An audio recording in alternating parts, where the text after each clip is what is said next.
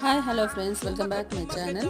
देखिए, अब एक डिकैशन बनाएंगे अपन। सर्दी खांसी इन दिनों में ज़्यादा हो रही है, इसलिए पहले एक पानी ले लेंगे। थोड़ा सा उसमें अपन अदरक और थोड़ा सा काली मिर्ची लेके कूट कर इस तरीके से उबाल लेंगे। थोड़ा सा उसमें डालना है चाय की पत्ती, उसके बाद उसमें डालेंगे 1 स्पून गुड़। उसके बाद इस तरीके से छान लेंगे अपन।